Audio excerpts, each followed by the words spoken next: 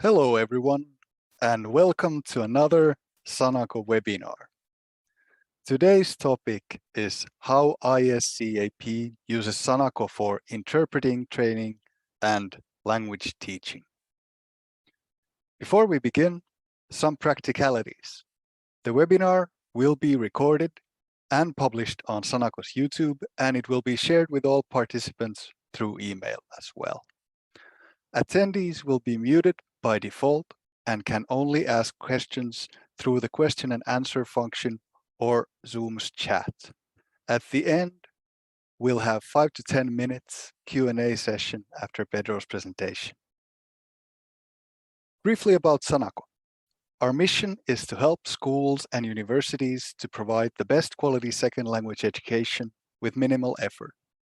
We are a Finnish educational technology company, and our solutions are used in over 114 countries and over 50,000 classrooms worldwide. We have satisfied customers on 5 different continents, and every week, roughly 6 million individuals are getting better education by using Sanako language teaching solutions. Our customers include national governments, ministries of education, and many of the leading education institutions in the world, as well as smaller institutions. I will now introduce our 2 speakers for today. Our keynote speaker is Pedro Duarte. He's an invited senior lecturer at ISCAP, teaching subjects in the field of translation, localization, language interpretation at ESL. Master in Specialized Translation and Interpreting by ISCAP, Pedro Duarte was awarded the professional qualification of Specialist in Interpretation. He is the head of the Audiovisual and Multimedia Department of ISCAP and works as a professional translator and interpreter. His main research interests are computer-assisted translation, interpreting studies, localization, re-speaking, and live subtitling. Along with Pedro, we have Teresa Pataco. Teresa started as an English language tutor in vocational courses in 1994 and has been teaching English for specific purposes in polytechnic higher education undergraduate degrees since 1997, in areas closely linked to the service sector, as is the case of tourism and hospitality management, and as technical as food engineering and product design. As her educational path included a BA with honors in modern languages and literatures with major in translation, she has always been quite interested in the relationship between technology and language learning and communication. Pedro and Teresa, the floor is yours. Thank you. Thank you, and hello, everyone. Beforehand, I would like to ask you, Alexis, if you could promote as a speaker the user Manuel Silva. I think he's online already. And while you do that, I would explain why I would like to give the floor to Manuel Silva. Manuel Silva has actually been, well, my direct boss for almost 20 years now. And all my experience, my practical experience with Sanako tools, which I'm going to talk about in this session, as I've been dealing with Manuel for these past 20 years, and has been the one responsible for the implementation of Sanako tools in ISCAP and the Porto Polytechnic. I see that he is now online, and in fact he is not here fully present because he's in Cyprus actually on a mission for as right now, and he's the dean of ISCAP, so he took on other responsibilities in terms of management. But anyway, I would like to give him the floor for a few minutes so that he can talk a little bit. It's easier to make it this way, as he won't be able to be throughout the whole session. I don't know if you can hear us and if you can speak. Yeah. Hello, can you hear me? Yeah, perfectly. Good. Yes. And I hope you can see me, but I'm not sure if that's the case. So very quickly, no, thank you, Pedro. No. No, that's not possible.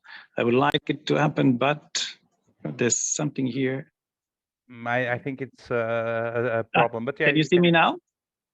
No, there's an issue with the cameras for other speakers. So only me and Teresa, Okay. we are going to be allowed to Okay. be seen. So very quickly, then thank you, Pedro, for this presentation, and thank you, Sanako, for this opportunity.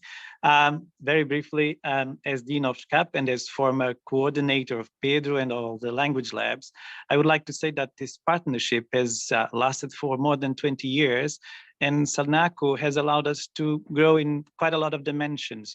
We could, by using their software and their hardware, experiment in different directions, not just in language teaching, but also in other areas. We could use the support of Sanako to promote our research, and we could use it also to train our teachers and train other teachers from Portugal and from other language centers around the world, as we are part of an European association dedicated to language centers.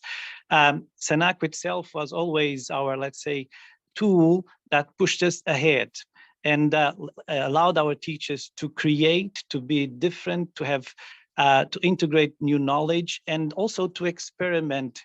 I would say we transformed the language teaching into a language lab and then into a world of experiments. This allowed us also to create, I would say, a path that is different, is more secure, because as we partner with Sanako, we know that we have the right support and we can build the right teams and we'll have the right training and not.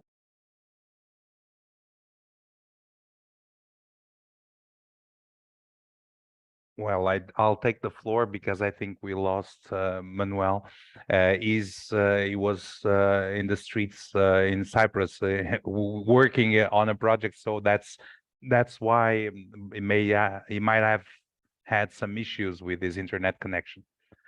So, following his words, I would like also to thank Sanako for the invitation and for allowing us to share a little bit of our experience.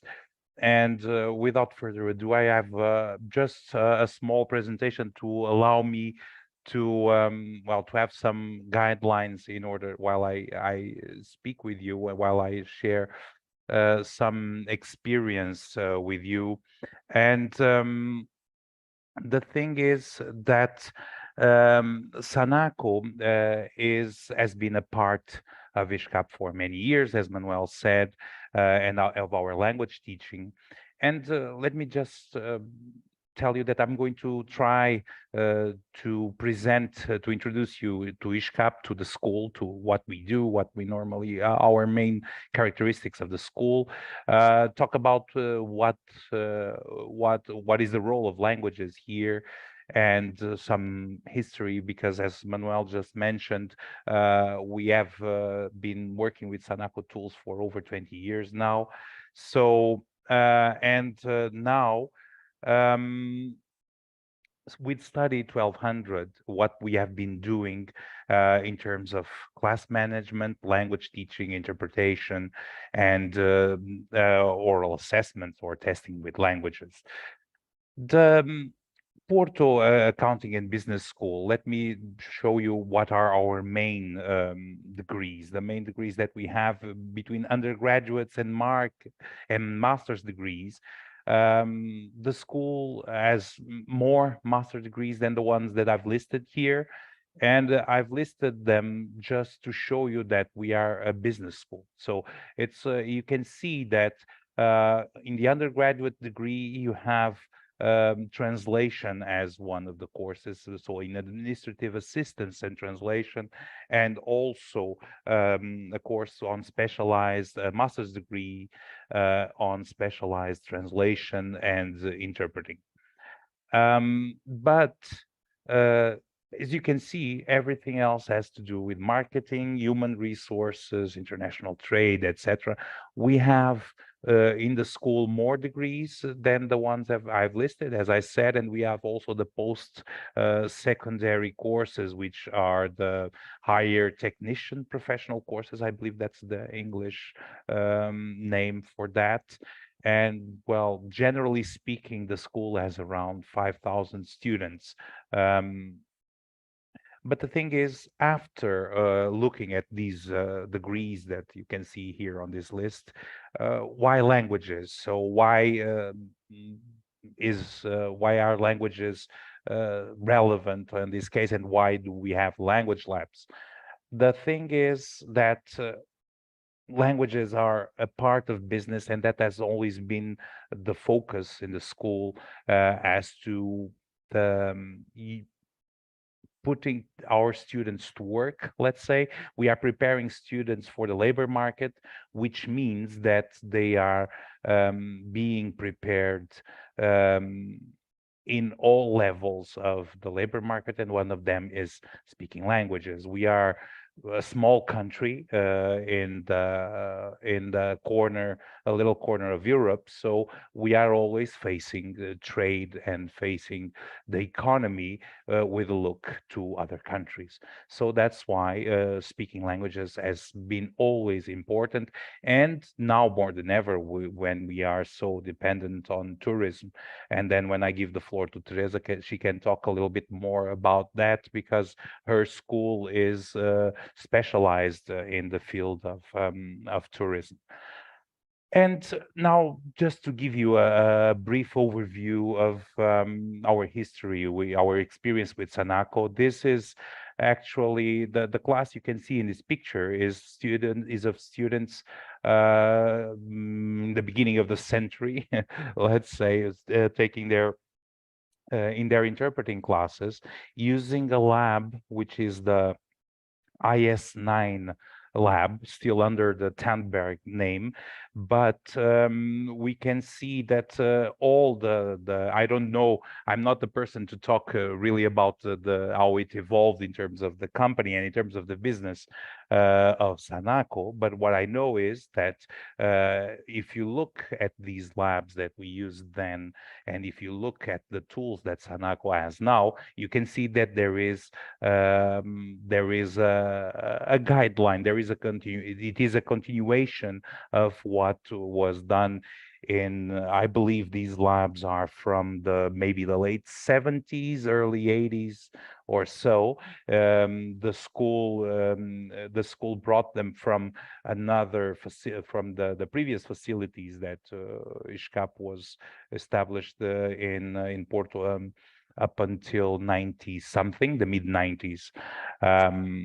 And this is very interesting. What you see here, for those who never saw these labs, and if you know Sanako, Sanako's tools, what you have here, and you can see it, is the students with a cassette recorder, tape recorder, that would record on both sides of the tape. So they would record two tracks at the same time, the teacher and the student.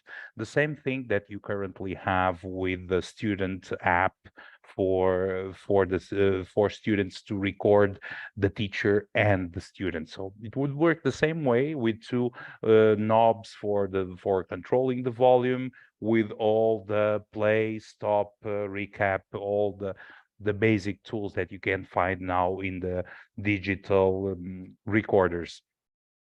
This is the IS9 console. I actually took these pictures this morning because this console is in our library as well, as a sort of a museum, let's say, for people to check it out. And this is the teacher console.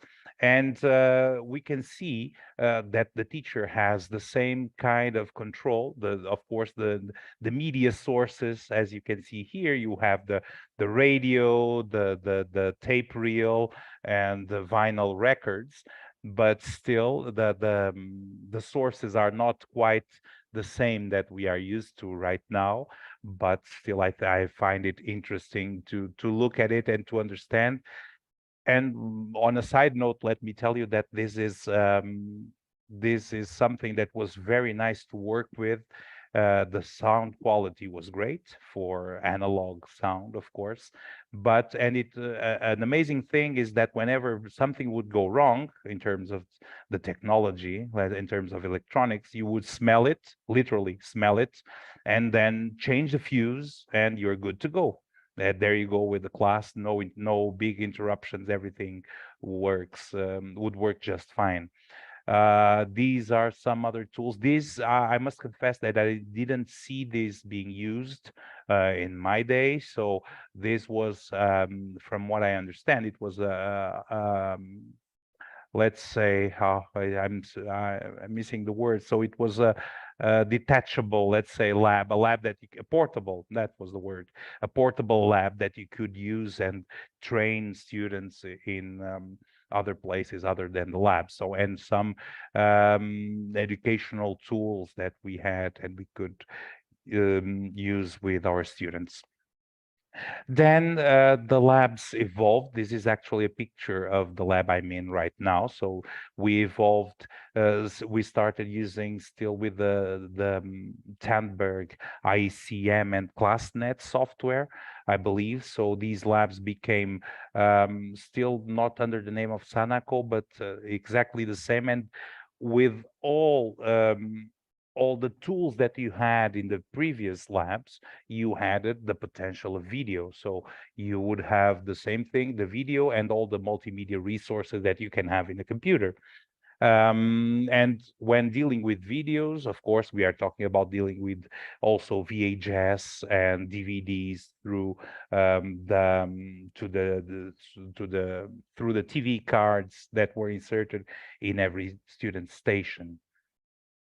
Well, just a little bit of nostalgia. That's me taking a class, a subtitling class back in 2004. So my experience using these labs is not just as a manager or a technician or whatever. So I took it all. So I had the experience of studying under the Sanako tools, and there's a proof of that. You cannot see the face, but believe me, that that is me.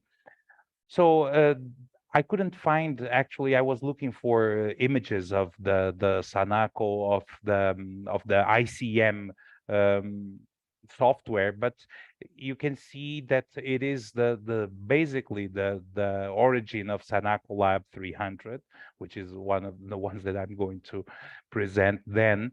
And it is an evolution. This is the picture. I couldn't find pictures of it being used, so this is a picture of the manual that we have still here in our archives, let's say.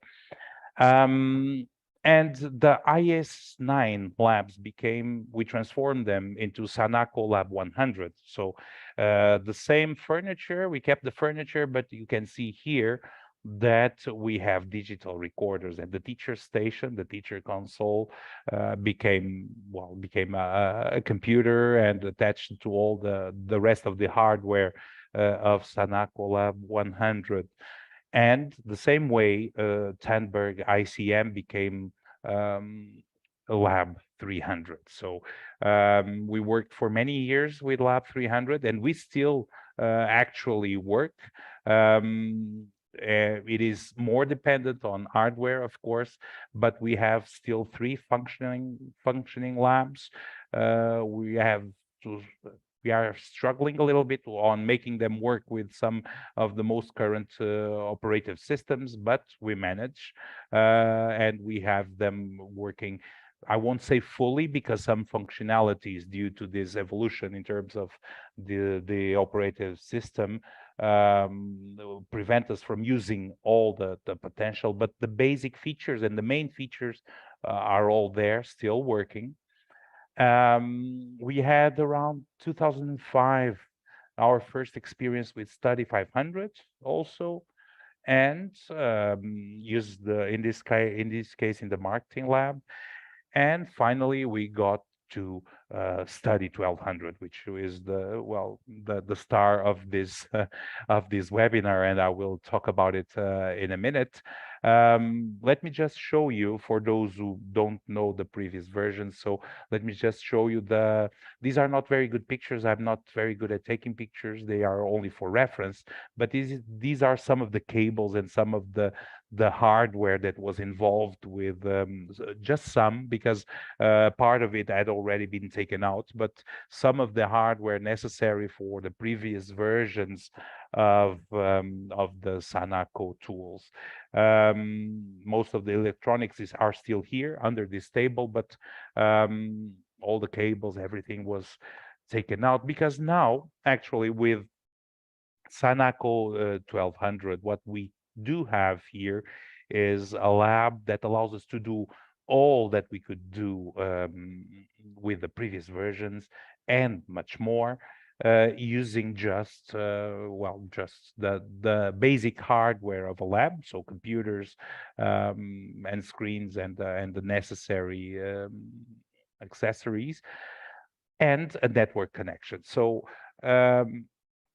and of course these Sanako headsets. The other day I was talking with people from Sanako, with Yuo in this case, and we were talking about the fact that I still have many of these headsets that have been here for over 25, 30 years, still working fine. So it depends on they get a little bit they get the things are not as comfortable on your ears sometimes, but still working very well.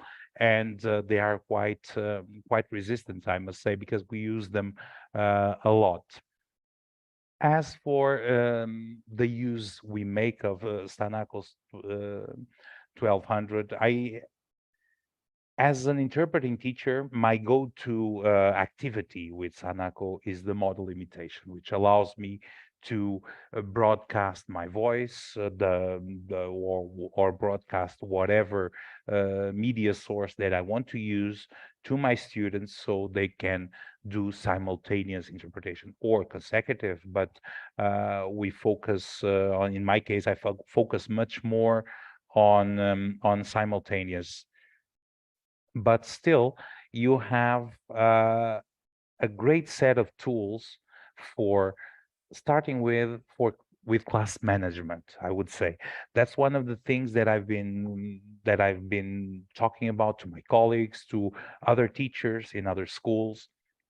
All the things that you see in the menu or on your left, all these tools of PC control, of talking, of the homework feature, etc. They are all great for you to manage a class, all and doing things that you could do using other separate tools, but you can do it in an integrated manner within the lab. So you are, in fact, in control. That's one of the things that I normally, when I talk about what Sanako is, for those who don't know it, the first feature that comes to mind is the fact that you are in control of your class. So you are in control of what your students do. So with the PC control and the screen control features, you are in control of what your students can and cannot do. You can talk to them individually or divide them by groups, and without interrupting other students, talk to a specific student or a specific group, which is also a very nice feature. Normally you have a big classroom. In this case, we have 25 students in this lab. So if you want to talk to student number 25 over there, you don't really need to interrupt the other people's work or their activities in order to talk to that student and to work with the student. What can I tell you? So for other activities that we have, so they are very useful, and we have been working on that with that many times. They have to do with using the phone conversation, for example, or group discussion, where students are many times inhibited from speaking with other colleagues, or even with their colleagues, I mean, and especially facing the teacher. And when you put them into groups, or when you pair them, and they can work into the recorder, they are much more at ease to speak um, and to feel free to expand their language skills, their speaking skills, without getting that pressure of being in face of the class. And the fact that they are much more technology oriented, maybe, um, will allow them to really expand on their potentials. That's will allow them to do things that they wouldn't do otherwise. They wouldn't do facing their colleagues and the classroom in general. And for the teacher, there's the great advantage that everything can be recorded. As once again, the teacher is is completely controlling the class, so it's controlling the activities. The teacher can record the students, can collect their work, can always have some. In some cases, for some activities, the teacher can even have a report on what happened. So there is, in fact, the students will feel free, but at the same time they know that they can be assessed at any moment. They can be their job can be, their work can be controlled and can be verified by the teacher. So there is a mix of freedom and control, I think, that is quite interesting for us. In my case, as an interpreting teacher, and for language teachers as well. So, and you see here that there is the function of chat. I'm not using actually a demonstration because I think that's not the point of this seminar, but we can use, for example, things such as the chat to allow students to do the same thing, but for written exercises. So you can put them, you need them to write or to have a discussion or to do whatever kind of writing exercise, but they are not that into it. But if you put them into groups and ask them to discuss within a group a certain topic, for sure that will work better than having each student individually writing in their notebooks or in their computers. So, well, now I think I will give the floor to Teresa, and for now I will give her the floor because I think she has more of an insight. I didn't talk about something that we do as well, that is oral assessment, but she will talk a little bit more about it, I believe. Okay, so I will stop. Let me stop sharing my screen. Okay, there you go. So, okay, Pedro, thank you very much. And thank you very much, Sanako, for this wonderful opportunity. Pedro, thank you for the trip down memory lane. It was good to remember how things were back in the other century when we started teaching, not you, but me. And my perspective, just as Pedro was telling you, is a little bit different in the sense that when I started working with this software, I was lucky enough to be introduced to it by Pedro and Manuel when I started teaching at ISCAP, because the school that I was working before had nothing that had nothing to do with software. So for us, it was strictly blackboard, believe it or not, still blackboards, pen and paper, and that was it. So that for me, the opportunity to it was an opportunity to grow in terms of what I could do with my teaching and what I could do for my students.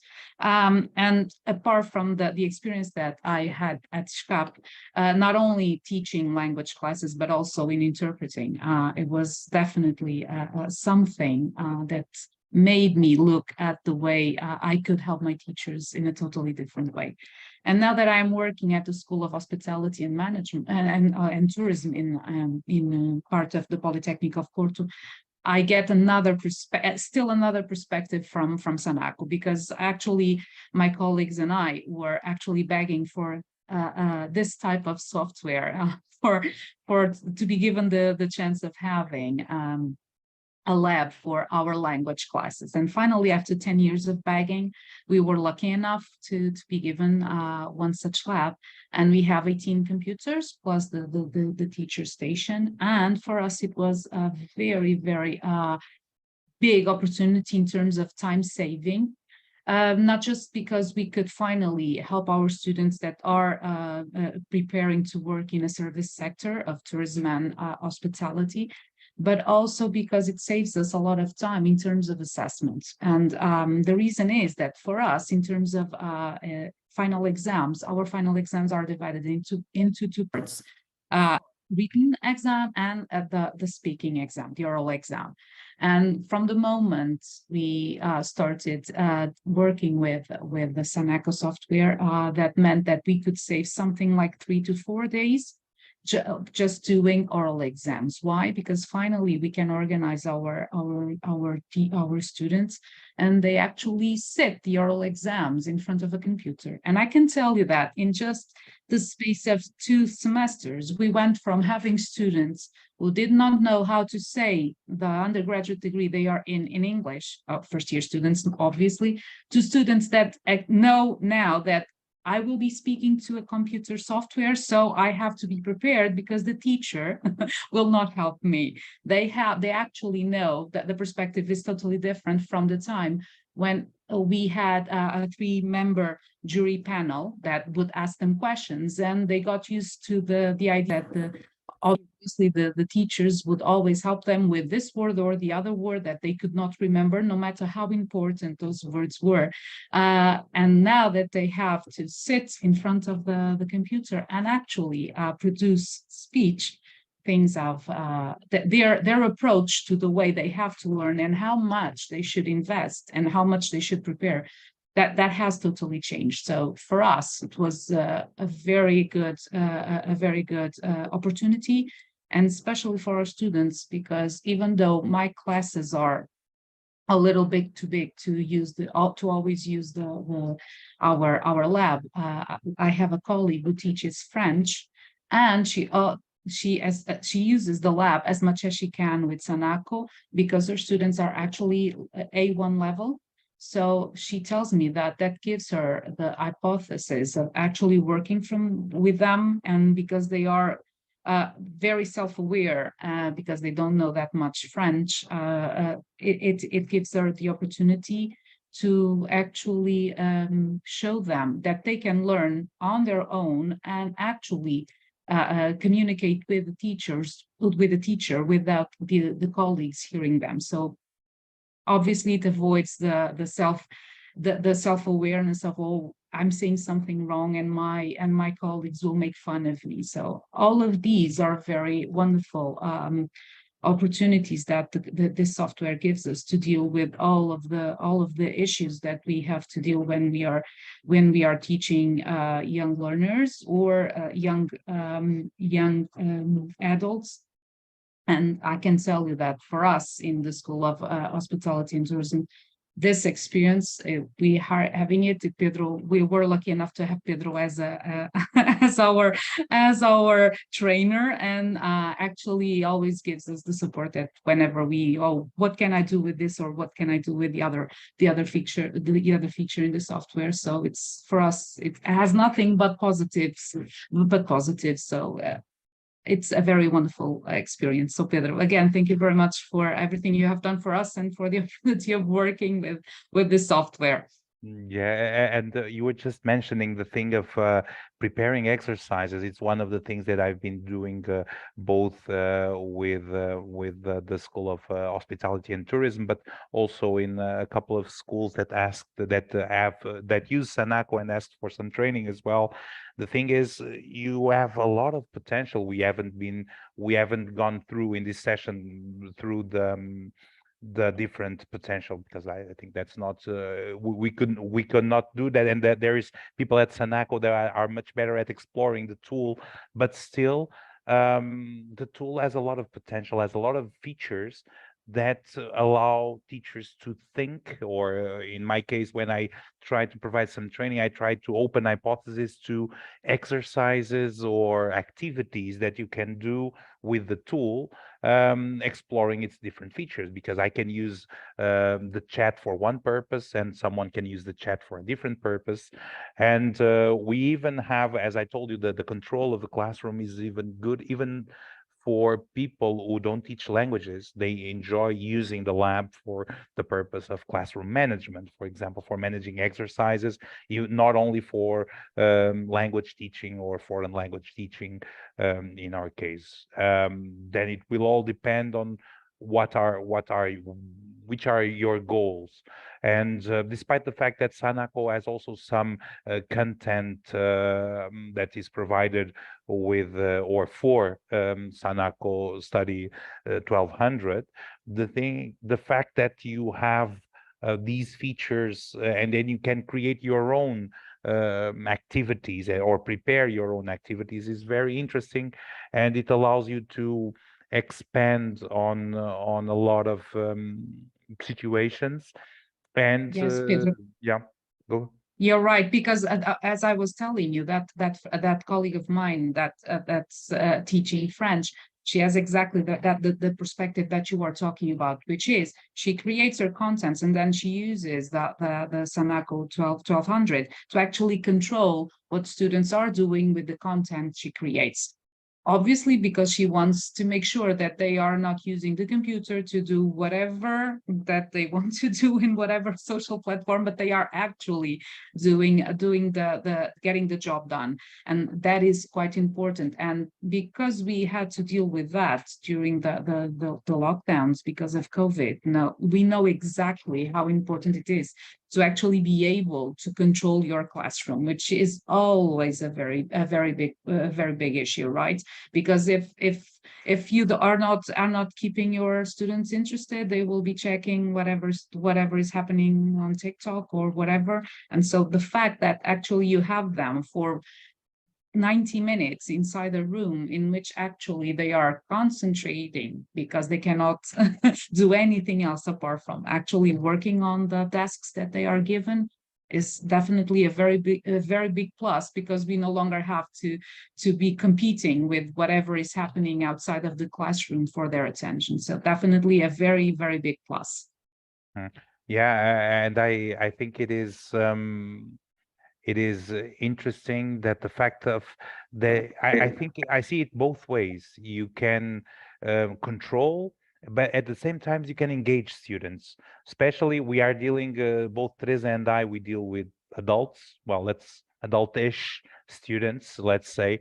But still, when you are talking about young children, for example, from secondary school or from 7th, 8th, 9th grade, we have some schools here in Portugal using Sanako. The teachers, the feedback that some teachers give me after the training sessions is that whenever they use the tool, students are much more concentrated in the activities because they are more keen on using the computer for that. So if you, instead of preventing them from using the computer, you put the computer and the lab as a tool, and they prefer it, and they will be speaking and writing in a more, let's say, in a more engaged way, and they will have some fun.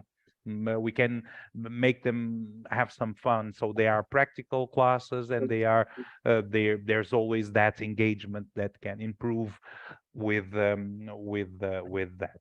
There is a question that I see here. I'm reading which tool they use to create their own content. Well, this is that was what Teresa was saying, but I think that the content can be whatever thing you are. I'm not talking about the specific content that you can use that comes with Study 1200, the created features. You have a demo with the Study, and you can purchase, and Alexis can talk about that. And there is more content to be used, but still you can use any type of exercise. Sanako will be useful to manage those activities. And I can add, Pedro, to your answer that the colleague in question uses all of the tools that are made available by the Moodle platform, and then she integrates whatever type of exercise she creates, from reading, speaking, reading comprehension, videos, modeling exercises, and sometimes even telephone conversations, which are very useful for us that need to be training people that will be working in the service sector. And she integrates all of those without any problems by using the Sanako 1200. Mhm. So that's how she does it. I don't use it as often because, as I told you, my classes are too big, so I don't have enough room for all of my students. But because the number of her students are around 12 to 15, so for her, that is very, very useful. And she integrates all of the exercises she creates using the Moodle platform into the Sanako lab. Let me just share my email address. I don't know if I can add anything else, but feel free to reach out if you find it. That was my last slide before. I didn't want to put in the last slide before giving the floor to Teresa, but this is my email address just for anyone if you want to reach out for some reason or whatever I can help within within reason. I will do it. So Alexis, I don't know if we have questions, if there is any. How are we? Yeah. Thank you, Pedro and Teresa, for a great presentation. So everyone in the audience, now would be a great time to ask any questions while we have the two specialists here. From my side, I'd like to start with a question. Having used so many different iterations of technology, in your opinion, how do you see the future of translation studies, technology-wise? It's a very broad question. So, Well, it is. Well, I think that technology, well, my first thing is that technology-wise things will evolve and we will adapt. That's my thing. So I've been working. I when you mentioned in my introduction, you mentioned the fact of respeaking and live subtitling is something that I'm working with now, starting my PhD. And when I was talking to my supervisor, he asked me more or less the same question in terms of the fact that will always the research that you do in terms of technology and the use of technology will always involve change. And the thing for me, I like being involved with the process of that evolution in technology because that will allow me to have a say on that matter. So I'm in terms of, for example, respeaking and live subtitling, that will change a little bit the work of interpreters. Subtitle is not the same thing, but still it will involve some, it might change the fact in some of the cases. So but the thing is, you cannot hide from technology. Technology is there. You have now all this fuss about ChatGPT and AI, and well, it's there. So it's much better to look at it with as a tool and try to take the best out of it and without well, and manage it in the best way possible, rather than hide from it and try to be scared. That being said, where will it go? I don't know, but for sure we will have. So it's a challenge also for people like you at Sanako. So your work, you always need to be at the edge of things, because as things come about, it will be that there will be something that will be a game changer, and you have to be prepared for it. I'm a user, so I'll be ready for whatever you can create. I don't know, Teresa, what you think about the future. Well, I have to say I agree with you, Peter, because I'm old enough to remember that when I started working in translation, God knows it was a long, long time ago. Actually, I had some customers who actually handed over assignments in paper, on paper. Okay, so I actually I had a 486 computer.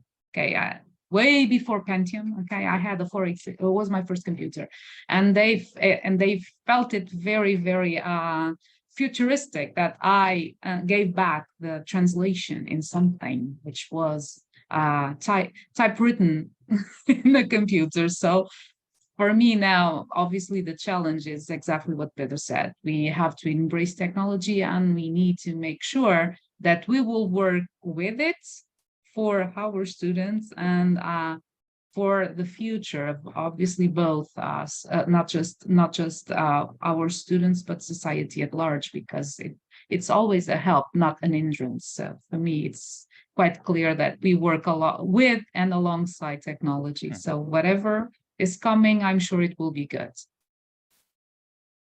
Thank you. That was a perfect answer. We have a couple of questions from the audience. Ready? So the first one would be, what kind of exercises could be done with the Sanako 1200 to help students improve pronunciation? I have an answer, but I'm going to let you two have your Pedro, say first. I know that Alexis has an answer, because there are special features. We don't own the full features of the extra features of Sanako. So I know that I will then give the floor to Alexis to provide you with more information. But the working with pronunciation has to do with especially the students being able to record themselves and hear themselves, and we can provide feedback as well using Sanako. We can hear them and provide them feedback. Sanako can also be integrated with other tools, such as, for example, you can improve now with Office tools. Still, some features even in Office, in Word, you can use them for improving pronunciation, for students to train. And for me, the main advantage of using those tools, whatever language tool that you can imagine, in a digital form, of course. I'm not talking about on paper and using the blackboard, but any digital tool that you can imagine. It will always be useful in the Study 1200 environment, because you can get the features of the class management, and you can add to them the recording and collecting. I didn't mention that, but the fact that you can collect all in terms of management, that's amazing.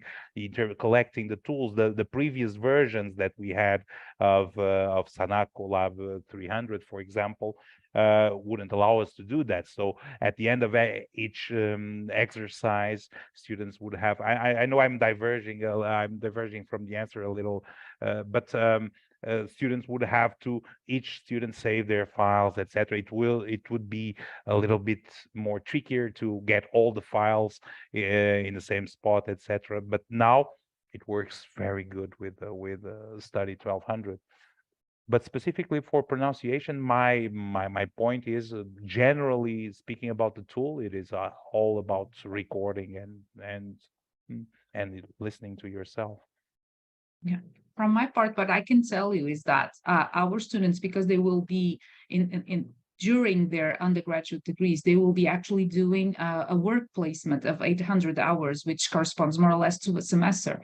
For us, it is very important then when they go on their work placement, that they actually know how to speak to the customers. So the part of the pronunciation, as you can imagine, is quite important. So the fact that they can hear themselves is always quite central to how they learn and how they evolve, because typically they have this idea that, oh, I'm saying it right, until they hear themselves. So the fact that it is so easy to actually record what they are saying, and then now listen to you and see what you hear, and this is we know that this is one of the things that actually draws their attention to, well, I have to improve. And typically, if they hear themselves, if it's not the teacher or the colleagues telling them, oh, that's not the way to say it, you should say it this way or the other way, it always works better. Exactly. I was going to go for self-correction as well, and specifically the model limitation activity, using it so that a teacher provides the students with a model, and the students record themselves, and then they have to listen back to their own recordings as well as the teacher. It's very easy to compare yourself when you hear the original as well. But that's my favorite part of a language lab right there. I think we're coming close to an end here. There are no more open questions. I would like to thank both Teresa and Pedro here. But before we log off, I have final slide to show you, to tell you what's going to happen next. So all the participants, please check your inbox for communication from Sanako regarding the recording of the webinar and also information on upcoming webinars organized by Sanako. And if you want to learn more about Sanako solutions, you can go to our website and reach out to your local reseller for updates on products and more product information. And you can always send us a direct email as well at info@sanako.com. Thank you, Pedro and Teresa. It was a very excellent presentation. We're very happy to Thank have you, you my here pleasure. today. Thank you. It was a Thank pleasure. you. Thank you. Yes, it was. Thank you very much. Thank you, everyone, for joining today. We'll be ending the webinar right here. Bye-bye. Goodbye. Bye.